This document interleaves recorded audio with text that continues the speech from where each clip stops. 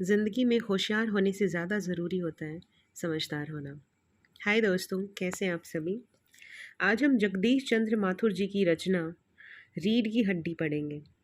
9th class की कृतिका का third part, जिसमें कुल 6 पात्र हैं। रामस्वरूप, उसकी पत्नी प्रेमा, उनके घर का नौकर रतन और उनकी बेटी उमा। जब पर्दा उठता है तो रामस्वरूप और रतन को दिखाया जाता है। रामस्वरूप और रतन एक तख्त को बाहर निकाल रहे होते हैं। रामस्वरूप कहता है कि जाओ अंदर से भोजी से जाकर वो चद्दर ले आओ जो धोबी के घर से आई है। रतन अंदर जाता है और अंदर से आवाज़ आती है, अजी अभी तो आपने धोती बदली थी, अभी फिर से धोती चाहिए। रामस्वरूप नौकर को डांटते हुए कहता है, अरे मैं तेरी अकल का क्या करूं, तू तो अकल का मारा है। तभी वो रतन को दूसरे काम में लगा देते हैं कि तू अंदर जा और जो बाजा रखा है उसको तख्त पे रख दे। रामस्वरूप और उसकी पत्नी प्रेमा आपस में बातें करने लग जाते हैं अपनी बेटी उमा के बारे में। उमा एक पढ़ी लिखी सुशील लड़की थी, लेकिन उसमें एक दोष था उसका पढ़ा लिखा होना। इस नाटक और एकांकी के माध्यम से लेखक ने ये बताने की कोशिश करी है कि जब समाज में औरतों और मर्दों में भेदभाव चलता था, जब समझा जाता था कि औरतें सिर्फ चूल्हा चौका करने के लिए बनी होती हैं, पढ़ाई से उनका कोई वास्ता नहीं, और अगर कोई पढ़ी लिखी लड़की है तो उसकी शादी में रुकावट आना तय है। आज उमा को देखने वाले आने वाले थे और ये सारी तैयारियां उन्हीं के लिए हो रही थी। प्रेमा पूछती है, अजी मक्खन तो आपने मंगवाया ही नहीं, हम उनको ब्रेड के साथ क्या देंगे। रामस्वरूप कहता है, ये बातें तो तुम्हें पहले कहनी चाहिए थी, क्योंकि मक्खन की दुकान तो बहुत दूर है। फिर वो अपने नौकर रतन को भेज देते हैं मक्खन लाने के लिए। जैसे ही रतन दरवाजे की तरफ जाता है तो आवाज़ सुनाई देती है घंटी की। लगता है लड़के वाले आ गए, प्रेमा कहती है। रामस्वरूप जैसे ही दरवाज़ा खोलता है, आगे गोपाल प्रसाद दिखाई देते हैं। गोपाल प्रसाद इलाके के वकील अपने बेटे के साथ आए हैं। बेटे का नाम शंकर है। वो उनकी बेटी उमा को देखने के लिए आए हैं। उमा, जिसको साजो श्रृंगार से कोई मतलब नहीं, जिसका क्रीम पाउडर से कोई लेना देना नहीं। उसको पढ़ना पसंद है, किताबों के साथ खुश रहना पसंद है। गोपाल प्रसाद आकर बैठ जाते हैं। रामस्वरूप उनसे पूछते हैं, अरे आपको तकलीफ़ तो नहीं हुई घर ढूंढने में। गोपाल प्रसाद कहते हैं, यहाँ आना तो हमारा तय था। हमें अपने लड़के के लिए दुल्हन जो चाहिए, तो घर ढूंढने में अगर तकलीफ़ होती भी है तो तकलीफ़ कैसी। ये बातें चल रही होती हैं कि गोपाल प्रसाद कुछ ऐसी बातें करते हैं जो राम स्वरूप को बिल्कुल पसंद नहीं आती। उनका औरतों के बारे में विचार कुछ ज़्यादा ही दकियानूसी था। अगर ये सवाल राम स्वरूप की खुद की बेटी का ना होता तो उन्होंने गोपाल प्रसाद को कब का खदेड़ दिया होता। राम स्वरूप शंकर से पूछते हैं, बेटा शंकर, तुमने कहाँ तक पढ़ाई की है। शंकर कहता है कि 1-2 साल में बीएससी हो जाएगी। 1 या 2 साल। राम स्वरूप थोड़ा सा चौंक जाता है। गोपाल प्रसाद जैसे तैसे बात संभालते हुए कहता है कि ये एक बार बीमार हो गया था, इसीलिए 1 साल का मार्जिन लगा के चलता है। अब राम स्वरूप थोड़ा सा शांत हो जाता है। गोपाल प्रसाद कहता है, अरे उमा को तो बुलाइए, हम देखें आपकी बेटी कैसी है। हमें सुंदर और सुशील बहू चाहिए, लेकिन वो 10वीं पास से ज़्यादा नहीं होनी चाहिए। ज़्यादा पढ़ा लिखा हमें कुछ नहीं करना, हमें सिर्फ चूल्हा चौका करने के लिए संस्कारी बहू चाहिए। राम स्वरूप उमा को पान लेके आने के लिए बोलता है। उमा आती है। उसने थोड़ा सा घूंघट कर रखा होता है।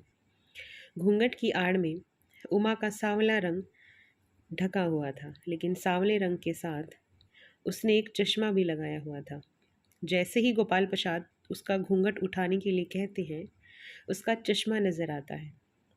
गोपाल प्रसाद पूछते हैं, अरे ये चश्मा कहीं पढ़ाई से तो नहीं हुआ। राम स्वरूप बात पलटते हुए कहते हैं, अरे नहीं नहीं, वो तो इसकी आंखें दुखनी आ गई थी, जिसकी वजह से हमने इसे चश्मा पहना दिया। बात वहीं टाल दी जाती है। अब उमा को अपने कुछ गुण दिखाने होते हैं, जैसे कि वो कार्यों में कितने निपुण है, एक निपुण गृहिणी बनने के लायक है या नहीं। उसको गाना गाने के लिए बोला जाता है। वो गाना थोड़ा सा गाती है। उसके सुर ताल ठीक ठाक थे। गोपाल प्रसाद को पसंद आते हैं। उन्होंने कहा कि तुम्हारी बेटी चलती भी ठीक है, और इसके गुण भी ठीक हैं, लेकिन बस ये ज़्यादा पढ़ी लिखी ना हो।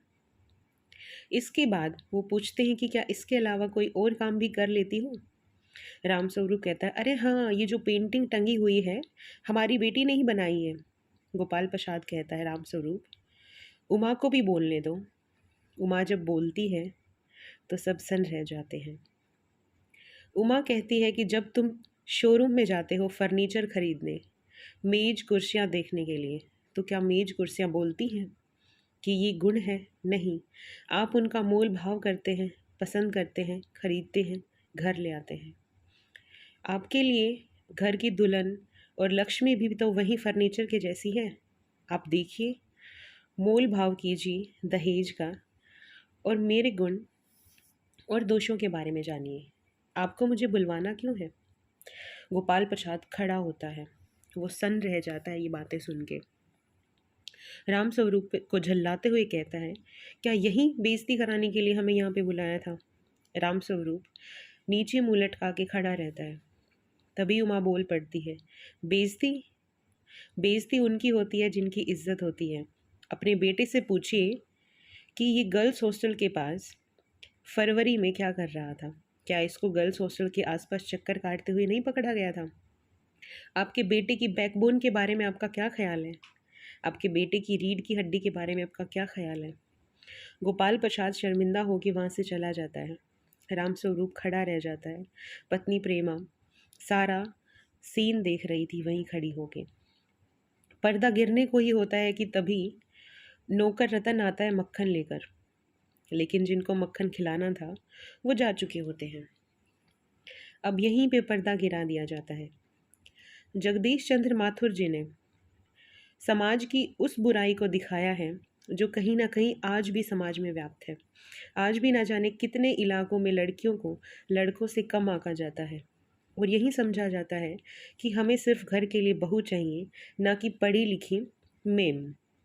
और अगर पढ़ी लिखी होगी तो वो मेम बन के रहेगी, ना कि काम वाली। तो क्या वो लोग काम वाली नहीं ला सकते?